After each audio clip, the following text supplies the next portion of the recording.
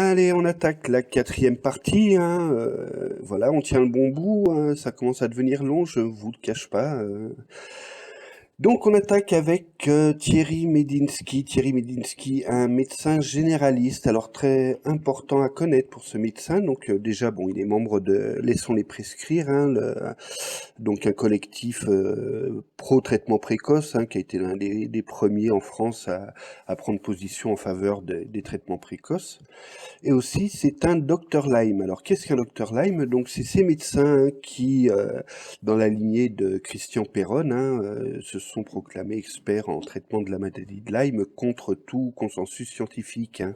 Voilà, donc la maladie de Lyme, c'est une maladie qui est difficile à diagnostiquer, qui est difficile à soigner. Et voilà, et donc ces médecins sont arrivés en disant, voilà, mais nous on sait comment vous soigner, voilà, ça nous rappelle forcément beaucoup de choses, hein, dans cette crise sanitaire avec l'hydroxychloroquine, voilà, c'est pas fortuit. Voilà, donc il nous fait un petit cours sur la démocratie sanitaire, hein, sous-entendant qu'évidemment on est en dictature sanitaire, que il faut consulter tous les médecins sans exception. Voilà, je crois quand même que ça a été fait, hein, le docteur Raoult a bien été consulté malgré ses prises de position polémiques. On a vu des médecins anti-vax reçus à l'Élysée. Enfin voilà, je pense qu'on peut faire pire comme dictature et qui réclame entre autres une expertise citoyenne. Donc pour lui, des citoyens doivent rentrer au conseil scientifique. Pourquoi pas? Docteur Deheb Zineb, une dermatologue suspendue, donc elle qui d'entrée voilà, est très agressive, hein, qualifie la vaccination de meurtre de masse, le vaccin c'est un poison, les big pharma sont des criminels, le système veut nous manipuler, enfin voilà, hein, tout le discours anti-vax, hein, et qui vers la fin de son discours même sous-entend qu'il faudrait que le peuple se rebelle contre les institutions, hein, donc on a un petit Che Guevara en herbe. Docteur Aurélie Lelon, donc un médecin anesthésiste réanimateur, hein, qui a été suspendu pour non-vaccination, bon, qui nous fait un discours, voilà, le vaccin c'est pas de la science. Bon, d'entre elles était en anti-confinement, elle considérait que ça ne servait à rien, et là donc elle explique préférer s'aborder sa carrière plutôt que de renoncer à ses convictions. Bon, c'est tout à son honneur, encore faut-il que ses convictions soient fondées. Alors, elle nous sort un what the fuck que j'avais jamais entendu. Donc, elle exerce en clinique privée. Donc déjà, bon, à la fois, elle dit elle se plaint de ne pas avoir reçu de patients Covid, et puis après, elle se plaint que sa clinique ait reçu des patients Covid. Donc, je ne comprends pas trop. Et elle nous dit que dans le privé, il n'aurait pas reçu de prime Covid. Donc, alors, a priori, moi, ce que je comprends, elle sous-entend que les cliniques auraient reçu les primes de l'État, mais n'auraient pas distribué à son personnel. Alors ça, j'ai jamais entendu ça, hein. Enfin, moi, je connais beaucoup de centres privés, tout le monde a eu sa prime. Bon, pour beaucoup, quand même, qui était inférieure à celle des hôpitaux, mais qui l'ont repris quand même. Et je pense que si des directeurs de cliniques avaient retenu les primes sans les distribuer au personnel, on en aurait entendu parler. Enfin voilà, je trouve un peu quand même, un peu bizarre cette affirmation. Et puis à la fin, bah, une fois n'est pas coutume, elle nous fait un parallèle avec les gens qui sont morts pour la France pendant la Seconde Guerre mondiale, donc analogie tout à fait hors propos.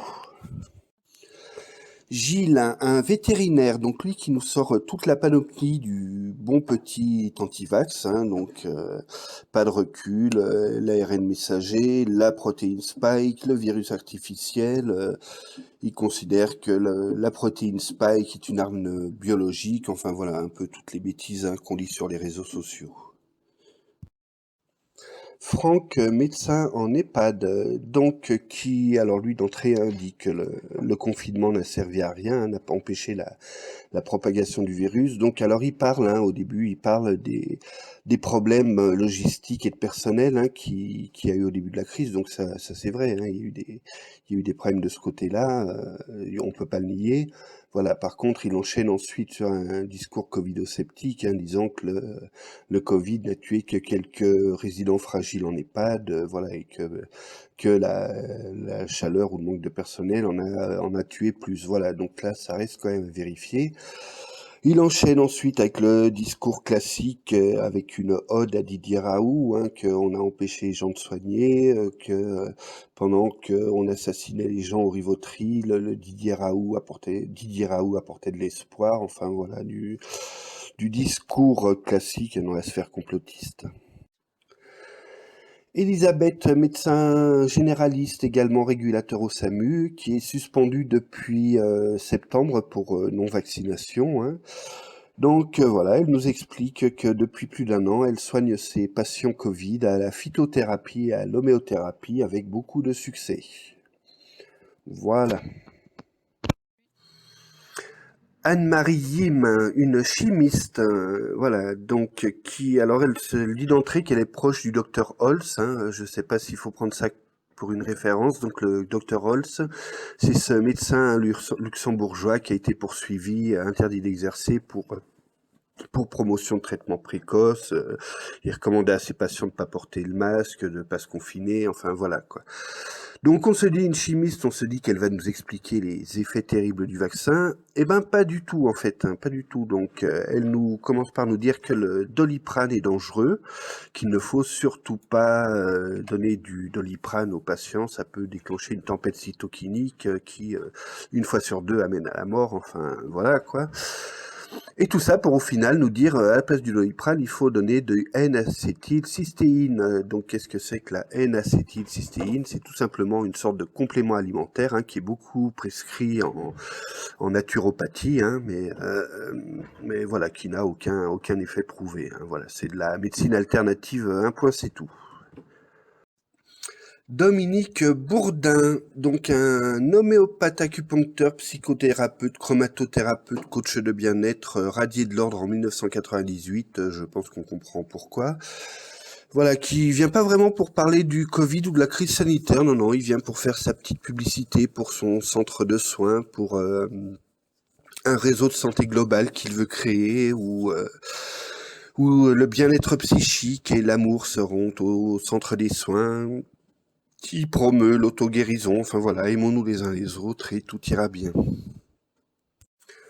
Valérie, une pharmacienne, alors bon, qui commence par critiquer, hein, les mesures au début, disant qu'on en avait fait un peu trop, hein, sur les mesures de distanciation, de prévention. Donc oui, c'est vrai, hein.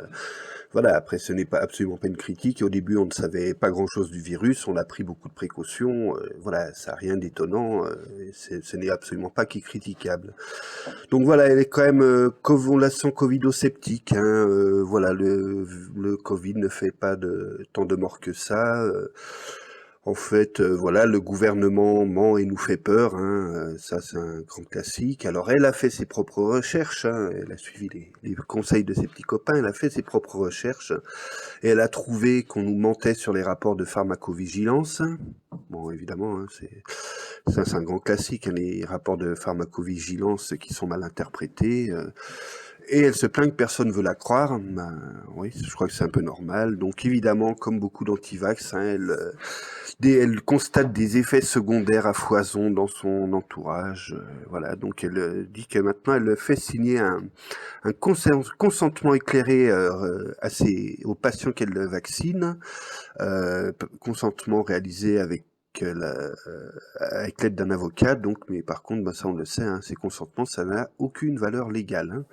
Voilà, et donc elle conclut en fait en nous disant que ben, le vaccin finalement n'a aucun intérêt parce que vacciné comme non vacciné, elle constate aucune différence. Voilà. Docteur Arual, un médecin généraliste retraité, donc qui d'emblée, hein, nous fait la promotion des traitements précoces, hein, qu'il faut que les médecins puissent prescrire ce dont ils ont envie, hein.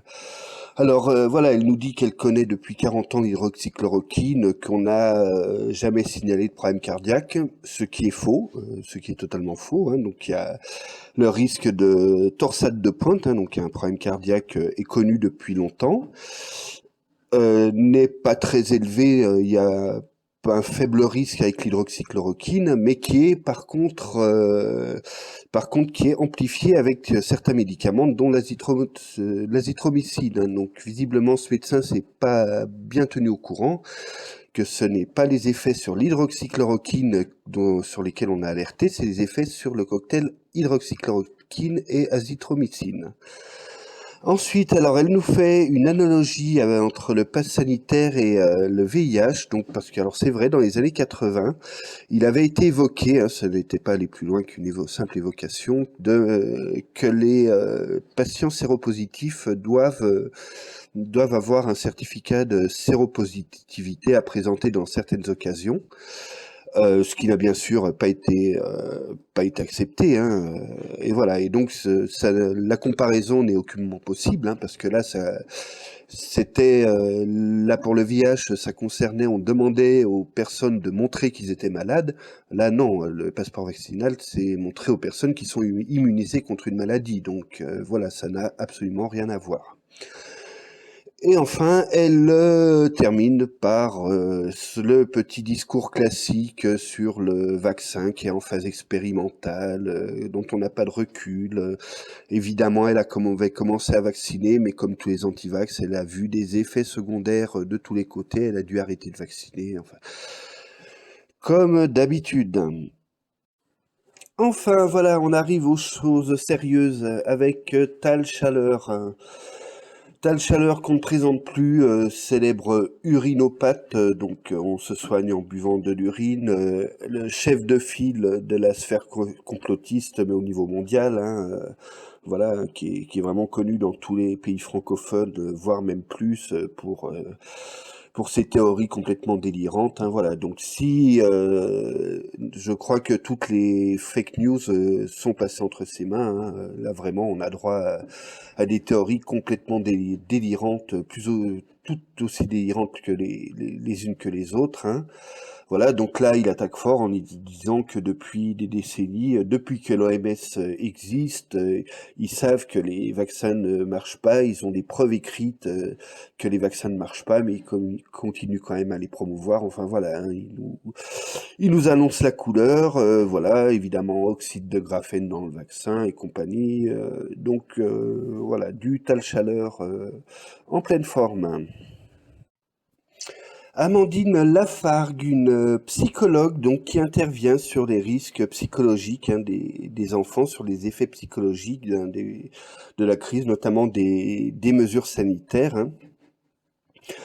Voilà, donc c'est quelque chose dont il faut parler parce que ça existe, hein, c'est vrai qu'il y a des effets sur les enfants. Bon, après, voilà, c'est quelque chose qu'il faut mettre en balance avec les risques, bien sûr, avec les risques liés au virus, liés à une contamination.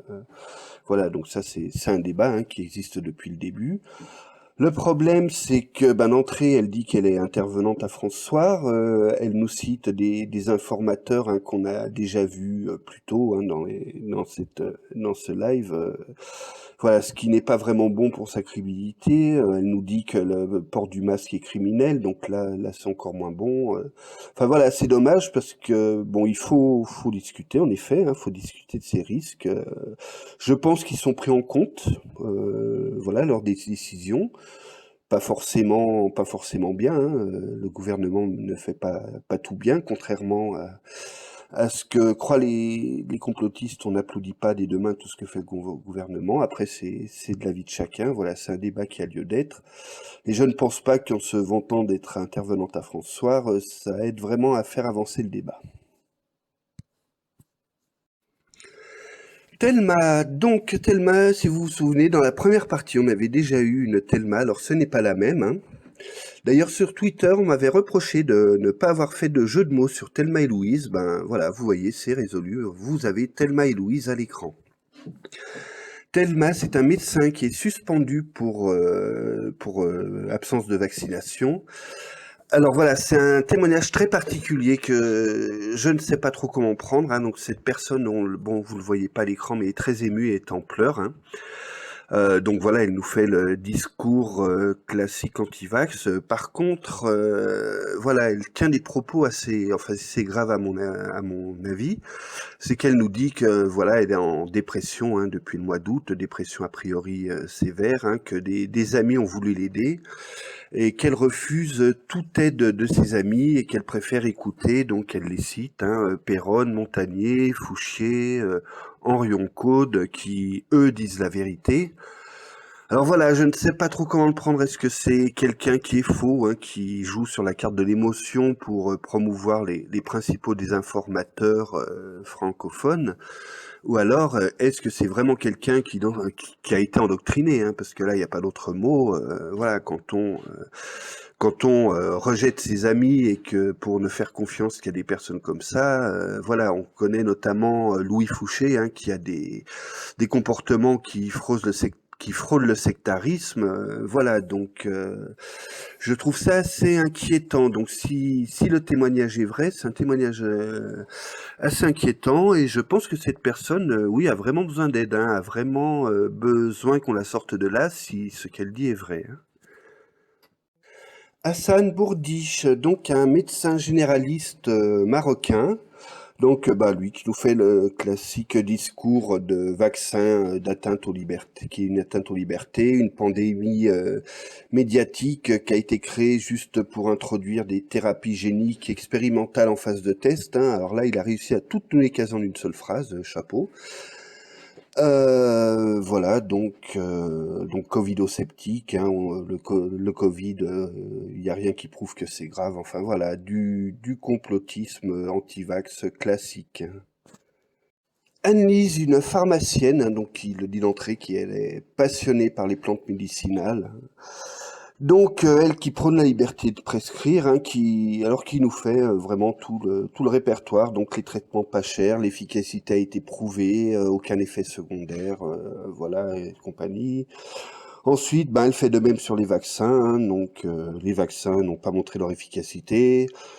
Le 30 000 décès liés au vaccin revient, hein, bon, évidemment complètement faux. 2 millions d'effets secondaires. Alors le précédent qu'on avait parlé d'un million d'effets secondaires. Là, on en est à 2 millions d'effets secondaires. Voilà, donc ils ont visiblement doublé pendant la nuit. Jacques Souffron, un chirurgien viscéral, hein, donc lui qui nous vient nous faire une petite ode à l'hydroxychloroquine et à Didier Raoult. Donc Didier Raoult, victime d'une cabale, hein, voilà, c'est ce qu'il nous explique. Lui-même, donc, a prescrit de l'hydroxychloroquine par milliers, n'a jamais vu un seul effet secondaire, hein, évidemment. Donc voilà, on le rappelle déjà que ce n'est pas parce que lui n'en a pas vu que ça n'existe pas. Puis d'autre part, que le principal risque, hein, on l'a rappelé tout à l'heure, le principal risque, c'est quand l'hydroxychloroquine est associée à d'autres molécules, hein, notamment des antibiotiques comme l'azithromycine, hein. Voilà, donc ce médecin n'a pas dû assez pousser ses propres recherches. Véronique, un médecin psychiatre donc qui a exercé jusqu'en décembre sans être vacciné, qui s'est fait rattraper en décembre par l'ARS, hein, qui l'a suspendu. Voilà, qui nous fait le discours classique, hein, empreint d'émotion, autour du patient. Voilà, le gouvernement veut faire peur, il faut créer un nouveau monde plein d'amour et d'empathie. Voilà, et bien sûr, elle nous parle d'intérêt économique et de surveillance généralisée. Voilà, du grand classique. François Chauffat, un médecin retraité suisse, hein. Il l'a dit lui-même, il a 80 ans, il a des comorbidités, il n'est pas vacciné. Il faut savoir que ce monsieur, c'est un des chefs de file, hein, de l'homéopathie en Suisse, un de ses plus grands défenseurs. Donc là, il nous tient un discours résolument anti-Big Pharma, hein, voilà, qui instillent la peur pour pousser à vendre leurs produits, qui font des bénéfices énormes, qui poussent à la surconsommation de médicaments. Voilà, donc venant d'un médecin qui prescrit des granules de sucre à un prix faramineux, c'est un peu l'hôpital qui se fout de la charité. Anne, une médecin suspendue pour non-vaccination, hein, bon, qui tient des discours très covido-sceptiques, hein, ce n'est pas étonnant. Elle parle bien sûr de censure, qu'on veut censurer les médecins, qu'on veut à l'absence de débat, voilà, du classique. Alors, chose marrante, elle s'inquiète du silence de l'ordre des médecins sur la violation du secret médical. Donc, visiblement, beaucoup de monde se plaint de l'ordre des médecins, de quelque côté qu'il soit. Par contre, il faudrait qu'elle se renseigne parce que voilà, le pass vaccinal n'est pas une violation du secret médical, hein. C'est une dérogation. Elle nous fait un petit cours sur les traitements précoces qui ont été interdits pour pouvoir vendre du vaccin. Bon, là aussi, on est dans du très classique. Des effets secondaires par milliers, rien d'étonnant. Volonté par une minorité de vouloir contrôler la population, ça aussi, ça revient de plus en plus, hein. Voilà, et puis alors à la fin, elle appelle quasiment, elle appelle directement ceux qui ne sont pas vaccinés à ne jamais se faire vacciner, hein. Voilà, donc autant les autres n'avaient pas été aussi francs, elle le dit direct, voilà, qu'il ne faut pas se faire vacciner. Et sous-entendant que ceux qui sont vaccinés actuellement ne peuvent plus faire plus en marche arrière, donc en gros, on va tous mourir. Le docteur Thierry, un médecin, donc qui lui nous fait le désormais fameux, on a interdit les traitements précoces pour pouvoir vendre des vaccins, et qui ensuite nous fait son classique discours anti-vax, les vaccins produits en un an, l'ARN messager, l'absence de recul, les effets secondaires à foison, voilà, du très classique.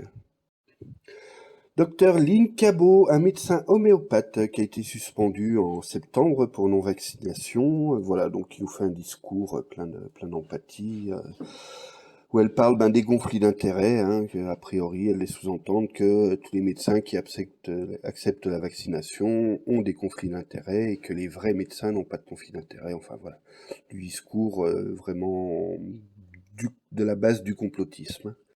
Flore Lelache, une avocate, hein, qui elle parle de vaccination des enfants, vaccination qu'elle appelle une thérapie génique expérimentale, donc voilà, ça en dit long pour la suite. Donc, qui nous explique en gros que la vaccination des enfants est illégale du fait de l'autorité parentale, hein, il est illégal qu'un seul parent puisse donner l'accord, ou que l'enfant de 16 à 18 ans puisse choisir seul de se faire vacciner. Donc évidemment, elle invite les gens à saisir la justice, hein, voilà, et sous-entendu, si je peux vous défendre, ça me fera un peu plus d'argent.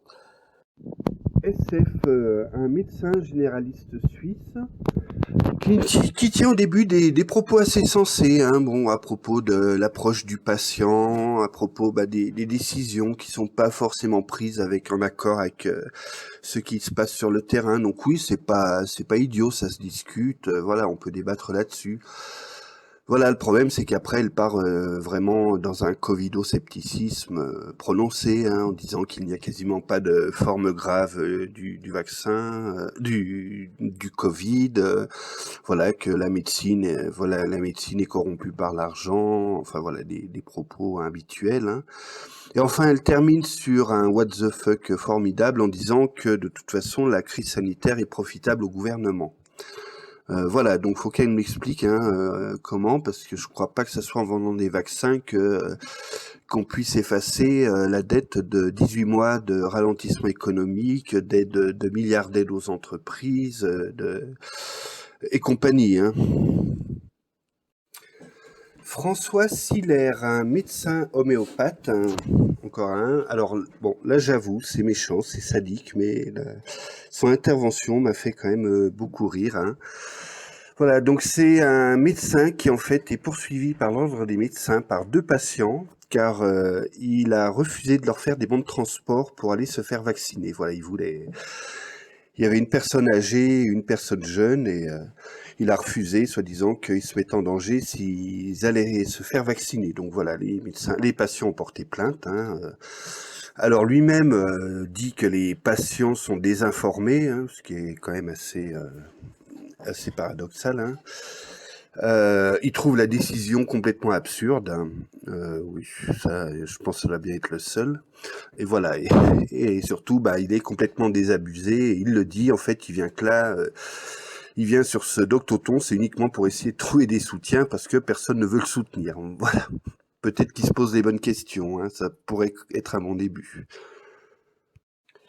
Docteur Dominique Chazal, donc un néo-calédonien, alors lui qui est bien connu de la sphère complotiste, donc c'est un membre de Rinfo Covid, membre du Conseil scientifique indépendant. Voilà, donc un désinformateur très connu, anti-vax, hein, donc il a eu son... Voilà, c'est récent, il y a 3 semaines, il a été suspendu. Alors, non pas à cause de la vaccination, non, non, il a été suspendu par l'ordre sur décision administrative pour non-respect de l'ordre de la déontologie, pour des informations. Enfin voilà, il est pour l'instant suspendu 5 mois. Et vu comme il continue, à mon avis, c'est parti pour durer, hein. Donc là, dans son interview, il nous sort des mensonges énormes, hein, que rien qu'à son cabinet de Nouméa, il aurait eu une trentaine de décès liés au vaccin. Enfin bon, c'est totalement aberrant ces propos, hein. Voilà, c'est fini pour cette quatrième partie. Alors oui, malheureusement, pendant que j'enregistrais, hein, la chaîne sur laquelle j'enregistrais a switché de canal pendant que je regardais pas. Donc voilà, sur cette partie, il manque à peu près une demi-heure, hein. Bon, ce qui doit faire une demi-heure, ça doit faire 5 ou 6 intervenants, donc je ne sais pas ce qu'on a loupé. Voilà, on reprendra tout à l'heure après, sur la cinquième partie, hein, où là, je vous annonce que l'entrée, il y aura du très lourd. Au niveau du nombre de médecins, alors oui, j'ai oublié de vous préciser, hein, alors sur les précédentes vidéos, que quand je compte le nombre de médecins, je prends large, hein, c'est-à-dire que je prends médecins, y compris médecins suspendus, dentistes et pharmaciens, hein. Voilà, j'inclus même les pharmaciens dedans, donc je prends vraiment large, hein. Par contre, évidemment, les médecins qui ont été virés il y a 20 ans de l'ordre des médecins, eux, je ne les prends pas en compte, hein, je considère qu'ils sont pas médecins. Voilà, donc pour l'instant, le décompte 19 sur cette partie-là, donc avec les parties précédentes, pour l'instant, on en est à 94 médecins sur à peu près 16 heures de vidéo. Donc je ne sais pas où ils vont aller chercher les 200 restants, hein. Allez, on se revoit plus tard pour la cinquième partie.